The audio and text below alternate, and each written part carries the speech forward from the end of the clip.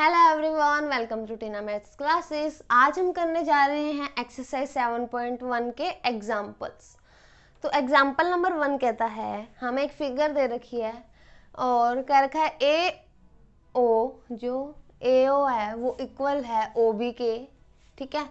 जो ओ सी है वो इक्वल है ओ डी के। हमें प्रूव करना है triangle A O D congruent है ट्रायंगल सी ओ बी के, ठीक है। हमें प्रूव करना है और प्रूव करना है जो ए डी लाइन है वो पैरेलल है बी सी लाइन के, ठीक है। तो हम ये कैसे प्रूव करेंगे, पहले फर्स्ट देखते हैं ट्रायंगल्स का। हमें ट्रायंगल कॉन्ग्रुएंट प्रूव करने के लिए 3 चीजें चाहिए होती हैं, ठीक है। तो हमारे पास 2 साइड तो दे रखी है, इक्वल है।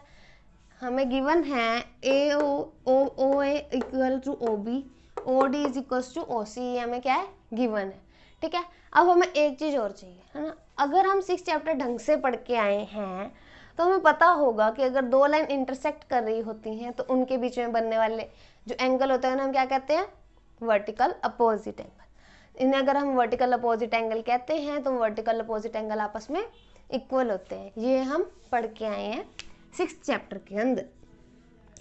तो O A equals to O B given है, O D equals to O C given है, ठीक है।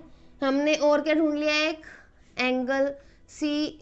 अगर हम ट्रायंगल ए ओ डी और ट्रायंगल बी ओ सी, है ना। अगर हम ऐसे ले रहे हैं ए ओ डी और बी ओ सी, तो हम इधर जो लेफ्ट हैंड साइड है हम सारी ए ओ की चीज़ें, जो हमारी ए ओ डी ट्रायंगल है उसकी चीज़ें लिखेंगे, और राइट हैंड साइड हमारी ट्रायंगल बी ओ सी की, triangle A O D and triangle B O C, ठीक है। तो इससे हमारे पास क्या है, ओ ए इक्वल है हमारा ओ बी के गिवन, ठीक है। और क्या है, A O D angle, angle A O D is equals to angle C O B या बी ओ सी एंगल ले लो। तो ये दोनों एंगल क्या इक्वल, क्यों, vertical opposite angles, vertically opposite angles हैं, ये गिवन है हमारे पास। और हमारे पास गिवन है O D is equals to O C, ये भी हमारे पास क्या है, गिवन। 3 चीजें आ गई, तो इससे क्या आ गया, ट्रायंगल क्या आ गया, कॉन्ग्रुएंट। कौन से रूल से कॉन्ग्रुएंट हुए, ये हुए हमारे साइड एंगल साइड से। तो रूल कौन सा आ गया इस पे लगा कॉन्ग्रुएंट करने में, साइड एंगल साइड रूल, ठीक है। अब हो गया। अब second part, A D parallel to B C. हमें ये प्रूव करना है कि ए डी जो है वो बी सी के पैरेलल, ठीक है। अगर ये लाइंस है, अगर हम इसे थोड़ा सा एक्सटेंड कर ले, दोनों तरफ कर लेते दोनों लाइंस को,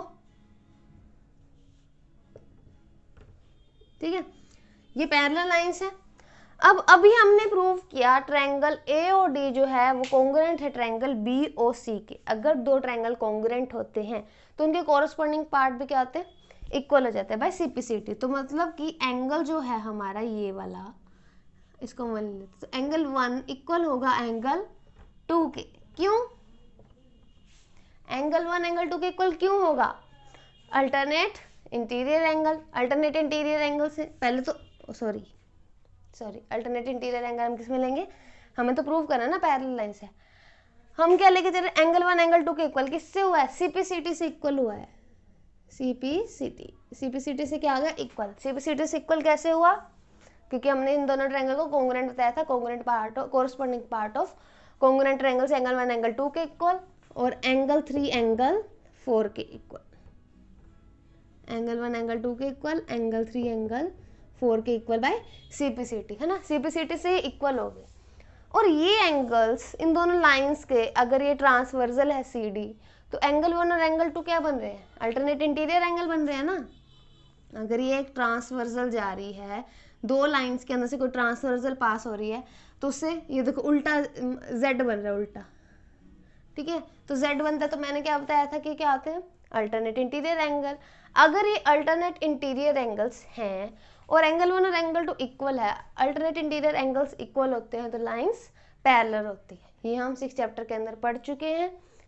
तो इससे क्या आ जाएगा कि अल्टरनेट इंटीरियर एंगल्स इक्वल तो लाइंस पैरेलल, ये हमने प्रूव करना था बाय अल्टरनेट इंटीरियर एंगल्स, ठीक है। हम ये दोनों एंगल भी ले सकते हैं, ये दोनों एंगल भी ले सकते हैं, ओके।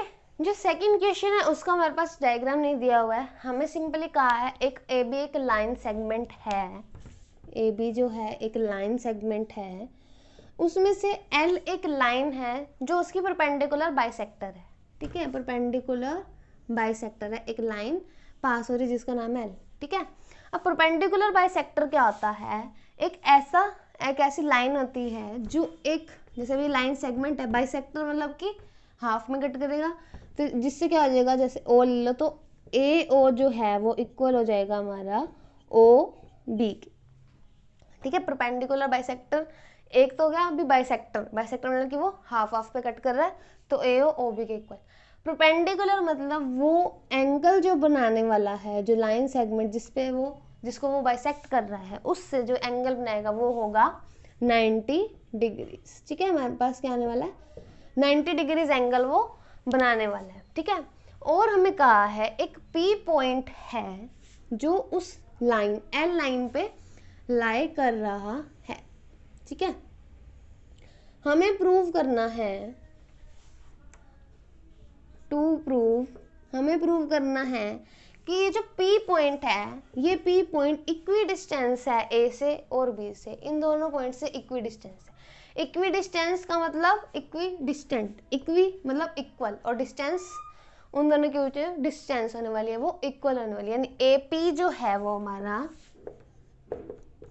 वो PB के इक्वल है, ठीक है। AP is equals to PB, ये हमें क्या करना है, प्रूव करना है, टू प्रूव। तो हमारे पास गिवन क्या क्या है, given is AO is equals to OB, और जो एंगल, इसको 1 2 ले लेते, ठीक है, या फिर ले लो एंगल AOP जो है वो इक्वल है एंगल BOP के इज इक्वल्स टू 90 डिग्रीज। ये हमारे पास गिवन है, हमें ये AP is equals to PB हमें प्रूव करना है, ठीक है। तो अब ये चैप्टर चल रहा है ट्रायंगल का कॉन्ग्रुएंसी हम कर रहे हैं, तो इसके अंदर हम क्या करने वाले हैं, इन दोनों ट्रायंगल को हम कॉन्ग्रुएंट प्रूव कर देंगे और CPCT से हमारे पास ये इक्वल आ जाएगा। तो हम इन्हें कॉन्ग्रुएंट प्रूव करते हैं, प्रूफ, ठीक है। In triangle AOP and BOP and triangle BOP हमारे पास गिवन क्या है, AO is equals to OB, ये गिवन है, ओके। और क्या गिवन है हमारे पास, angle AOP is equals to angle BOP is equals to 90 degree. और क्या है हमारे पास, और ये वाली लाइन सेगमेंट PO क्या है, दोनों के अंदर कॉमन आ रही है ना, इस ट्रायंगल के अंदर भी कॉमन है और इस ट्रायंगल के अंदर भी क्या है वो कॉमन, तो यानी PO is equals to PO because of common, ये क्या है हमारे पास कॉमन है, ठीक है, ये गिवन है दोनों चीजें और ये कॉमन है, इससे क्या गया PO is equals to PO आ गया हमारे पास, ठीक है। तो 3 चीजें आ गई, तो ट्रायंगल क्या आ गई, कॉन्ग्रुएंट, ट्रायंगल आ गई हमारे पास कॉन्ग्रुएंट। कॉन्ग्रुएंट किससे आई हमारे पास, साइड एंगल साइड से, SAS रूल से ये दोनों ट्रायंगल्स क्या आ गई, कॉन्ग्रुएंट। अगर ट्रायंगल कॉन्ग्रुएंट होती हैं तो उनके कॉरेस्पॉन्डिंग पार्ट कॉन्ग्रुएंट होते हैं, तो CPCT से ये भी हमारे पास क्या आ जाएगी, कॉन्ग्रुएंट आ जाएगा, ओके। जो थर्ड एग्जाम्पल है हमारे पास, उसके अंदर हमें कहा है कि AB एक लाइन सेगमेंट है जो पैरेलल है दूसरी लाइन सेगमेंट CD के, और O जो है एक पॉइंट है जिससे क्या हो गया कि मतलब O जो है मिड पॉइंट है AD का, मतलब कि AO जो है हमारा OD के इक्वल है, ये दोनों चीजें हमें गिवन है।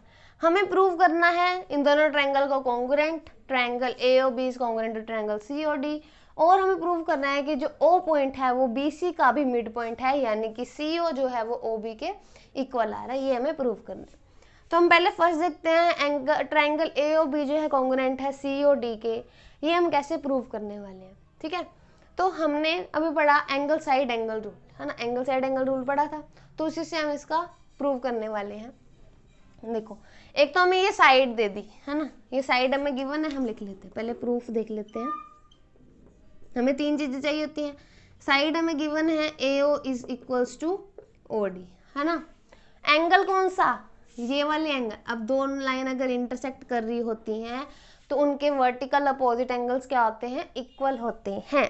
तो वर्टिकल अपोजिट एंगल इक्वल होते हैं, तो angle 1 is equals to angle 2, angle 2 is equals to angle 1।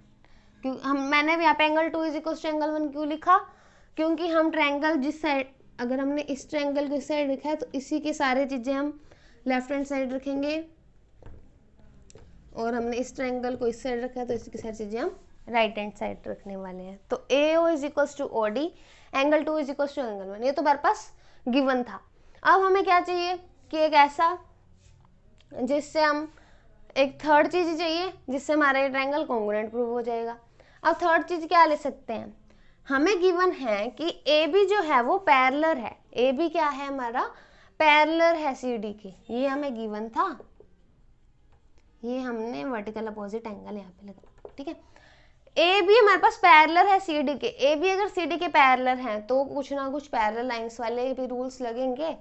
तो क्या है, देखो ये वाला एंगल जो होगा वो इस एंगल के इक्वल हो जाएगा, क्यों, अल्टरनेट इंटीरियर एंगल, ठीक है। तो अल्टरनेट इंटीरियर एंगल से एंगल 3 जो है वो एंगल 4 के इक्वल आ गया, यानी कि angle 4 is equal to angle 3 by alternate interior angles, ठीक है। अल्टरनेट इंटीरियर एंगल से ये इक्वल, वर्टिकल अपोजिट एंगल से ये इक्वल, और ये, तो ये क्या बन रहा है, एंगल साइड एंगल। हम जब भी लिखेंगे ना हम इसको लाइन वाइज ही लिखने वाले हैं, यानी कि angle 4 is equal to angle 3, हम ये पार्ट नीचे नीचे नहीं, हम ऊपर ऊपर ही ये लिख देंगे, या फिर इस तरह लिख सकते हैं, क्योंकि हमने तो लास्ट में देखा है कि एंगल 4 एंगल 3 के इक्वल है। तो angle 2 is equal to angle 1, AO is equal to OD, and angle 4 is equal to angle 3, ठीक है। इससे ये हो गया हमारे पास वर्टिकल अपोजिट एंगल, ये हमारे पास गिवन, और ये हो गया हमारे पास अल्टरनेट इंटीरियर एंगल्स, ठीक है। तो अगर ये तीनों चीजें इक्वल आ गई तो कॉन्ग्रुएंट, कॉन्ग्रुएंट किससे हो गए, एंगल साइड एंगल से, ये हमने प्रूव करना था, कर दिया एंगल साइड एंगल से कॉन्ग्रुएंट। अब O is mid point of BC, ये कैसे करेंगे, मतलब कि O mid point of BC, इससे हमें पता लग रहा है कि OC क्या है, वो OB के इक्वल हो जाए, और OC और OB किसका पार्ट है, इन दोनों ट्रायंगल्स का ही पार्ट है। तो इन दोनों ट्रायंगल्स का पार्ट है, तो ये CPCT से क्या हो जाएंगे, कॉन्ग्रुएंट हो जाए, इक्वल हो जाएंगे। ये हमें प्रूव करना था, हमने कर दी। ओके।